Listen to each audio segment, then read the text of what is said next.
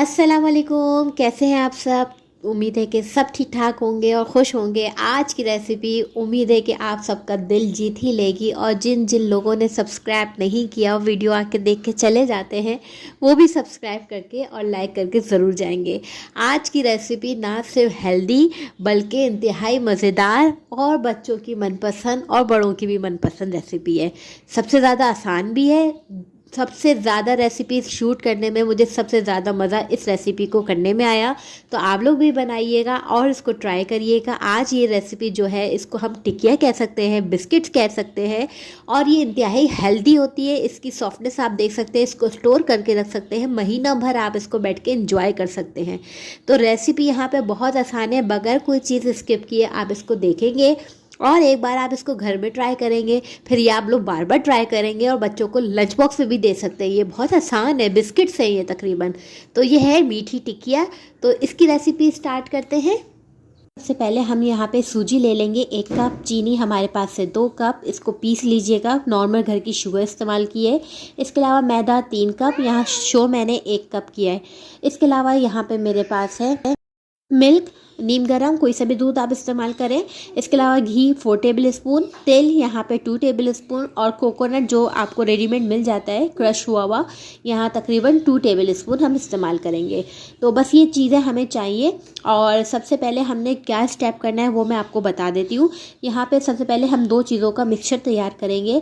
सबसे पहले यहाँ पे मेरे पास दूध है, ये तकरीबन 1 से 1.5 कप के करीब इस्तेमाल करूँगी, और इसमें शामिल करूँगी चीनी। आप चीनी जो है बारीक पीसी हुई, यानी घर की ये वाली चीनी लें, इसको बारीक ब्लेंडर में पीस भी लें, ठीक है। और इसको पीसने ही है। और अगर नहीं भी पीसेंगे और अगर ये हल नहीं हो रही हो, तो आप इसे हल्के नीम गर्म दूध में चूल्हे पर रख के इसको हल्का सा करेंगे, 2 मिनट के अंदर अंदर ये चीनी जो है पूरी हल हो जाएगी, ठीक है। इस तरह से ये देखें। और इसके बाद इसकी शक्ल कैसी आएगी वो मैं आपको अभी दिखाती हूँ। देखिए इसकी बिल्कुल शक्ल जो है ना शीरे टाइप की हो जाएगी, बिल्कुल चिपक चिपक।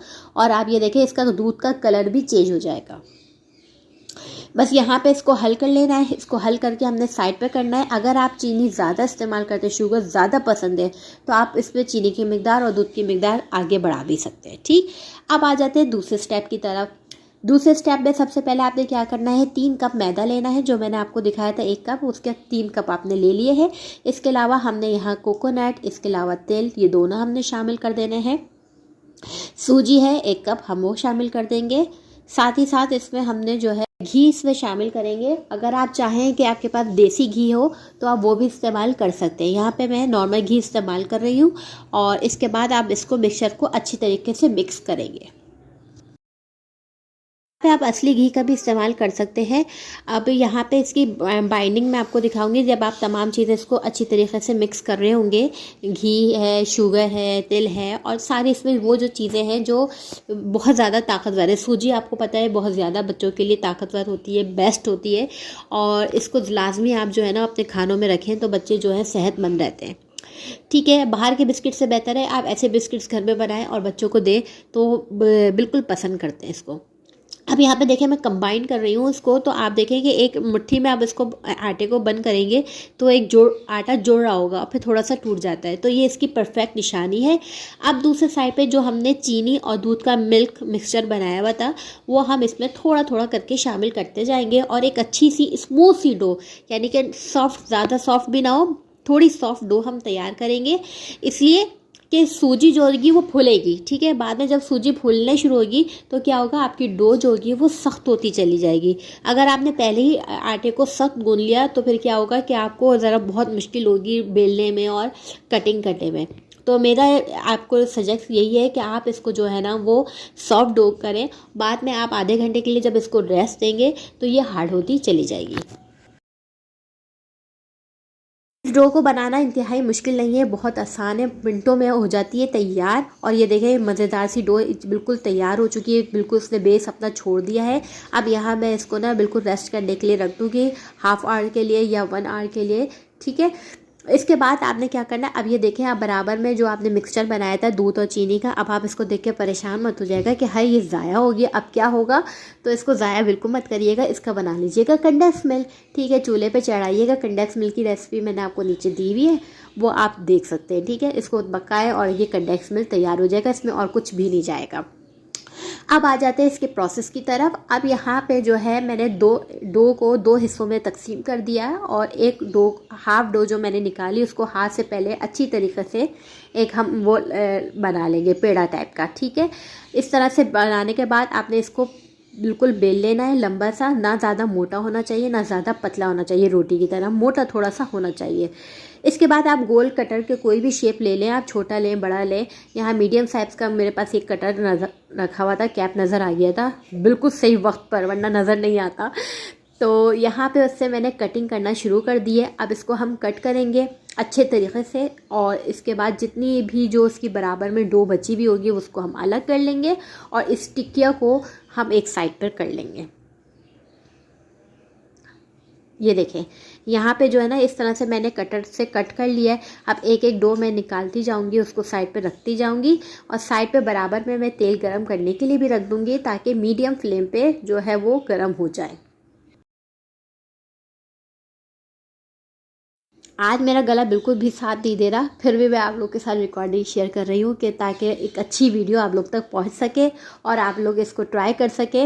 इंशाल्लाह एक बार ही ट्राई करने में आपकी रेसिपी कमाल की बनेगी और लोग रेसिपी पूछते रह जाएंगे, फिर आप लोग बताइएगा नहीं। ठीक है, तो सही है। यहाँ पे इस टिकिया को जो है ना आपने क्या करना है, अलग अलग कर देना है सबको, आपने प्लेट में रख देना है। अब मैंने यहाँ पे साइड पे तेल गरम हो रहा है, इसमें एक एक शामिल करती जाऊँगी। तेल की जो है ना वो आपने देखनी है कि कितना होना चाहिए, ना ज़्यादा तेज़ होना चाहिए, मीडियम टू लो होना चाहिए। यानी कि आप उसमें अगर टिकिया डालें तो इसमें छोटे छोटे से बबल्स निकलने लगे, देखिए इस तरह से। तो इसका मतलब है कि जो आपके अंदर की टिकिया की वो होगी ना डो, वो ना मतलब कच्ची रहेगी और ना ज़्यादा सख्त होगी, बिल्कुल नॉर्मल। अब ये आहिस्ता आहिस्ता जब पकने शुरू हो तो फिर आप उसकी आंच थोड़ी थोड़ी तेज़ करते चले जाएं। ठीक है, अब यहाँ पे जो है यहाँ पे पकने में बहुत ज़्यादा टाइम नहीं लगेगा, मुश्किल से 5 मिनट में ये टिकिया तैयार हो जाएगी। अब आप इसको थोड़ी देर में आप देखेंगे कि इसका जो कलर आना शुरू होगा तो आप इसकी साइड चेंज कर लेगा, क्योंकि जैसे ये कलर आना शुरू होगा तो उसके बाद ये इसमें एकदम डार्क कलर आ जाएगा, एकदम आएगा। ठीक है, बहुत वक्त नहीं लगेगा, फ़ौरन आएगा। तो इसलिए आपको बिल्कुल एहतियात के साथ हर चीज़ को फॉलो करना है। अब यहाँ पे देखें ये हो गई है हमारी तैयार, बस ये देखें इसमें कलर आना शुरू हो गया है। अब ये देखें बिल्कुल बहुत प्यारा सा ब्राउन सा कलर आ गया है। इसको आप किसी भी टिश्यू पेपर पे किसी भी प्लेट में आप इसको निकालें। देखिए मैंने पहले भी सारी तली हुई है और यहाँ से बच्चे पीछे बैकअप पे खा भी रहे हैं, ऐसा नहीं कि नहीं खा रहे। इसकी खुशबू इतनी आउट क्लास खुशबू है, अगर आप इसको इसमें असली घी डाल देंगे अंदर तो इसकी खुशबू और बहुत अच्छी आएगी। ठीक है, और नहीं भी डालेंगे तो कोई मसला नहीं है। ठीक है, ऐसा कोई मसला नहीं कि ये चीज़ नहीं, तो तिल ना हो तो आप स्किप कर दें, मगर तिल से खूबसूरती आ जाती है। तो बस यहाँ पे देखें हमारी टिकिया तैयार है। इसको ज़रूर ट्राई करें, इसको बनाएं और इसको अपने दस्तरखान पे सजाएं और इसको बना के एयर टाइट डिब्बे में रखें, अपने बच्चों को लंच बॉक्स वगैरह में दें। रेसिपी ज़रूर ट्राई करिएगा। नई रेसिपी के साथ आऊँगी, अपना बहुत सा ख्याल रखिएगा। खुदा हाफिज़।